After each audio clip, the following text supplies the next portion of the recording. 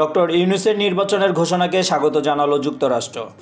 গুমের ঘটনায় হাসিনার সম্পৃক্ততা তদন্তে সমর্থন।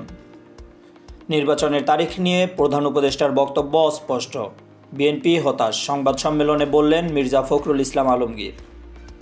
সংবিধানের পঞ্চদশ সংশোধনীর বিষয়ে হাইকোর্টের রায়কে স্বাগত জানালো বিএনপি। সাবেক প্রধানমন্ত্রী বেগম খালেদা জিয়ার অসুস্থতার কারণে 21 ডিসেম্বরের মুক্তিযোদ্ধা সমাবেশ স্থগিত। ডিএড সম্মেলন উপলক্ষে মিশর সফরে প্রধান উপদেষ্টা অধ্যাপক মোহাম্মদ ইউনূস আজ ভাষণ দেবেন আল আজহার বিশ্ববিদ্যালয়ে। জুলাই আগস্টে শেখ হাসিনার নির্দেশে ইন্টারনেট বন্ধ রাখা হয়, সাবেক আইসিটি প্রতিমন্ত্রী পলকের স্বীকারোক্তি। কেরানীগঞ্জে রূপালী ব্যাংকে ডাকাতের হানা, সমঝোতার চেষ্টায় যৌথ বাহিনী, সাড়া না মিললে অভিযান।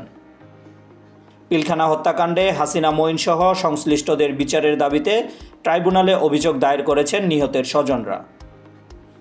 আগামী জাতীয় সংসদ নির্বাচনে আওয়ামী লীগের অংশগ্রহণে কোনো বাধা দেখছি না, বললেন বদিউল আলম মজুমদার। কক্সবাজারের পেকুয়ায় ডাম্প ট্রাক ও অটোরিকশার সংঘর্ষে শিশুসহ নিহত 5। পরে ডাম্প ট্রাকের চাপায় নারী নিহত, ট্রাকটিতে আগুন ধরিয়ে দিয়েছে বিক্ষুব্ধ এলাকাবাসী।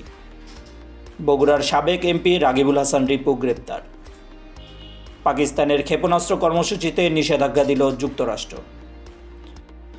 নারায়ণগঞ্জের রূপগঞ্জে ডিএকে টেক্সটাইল মিলে ভয়াবহ অগ্নিকাণ্ড। ফরচুন বরিশালের হয়ে প্রথমবারের মতো বিপিএল খেলতে আসছেন পাকিস্তানি পেসার শাহিন শাহ আফ্রিদি।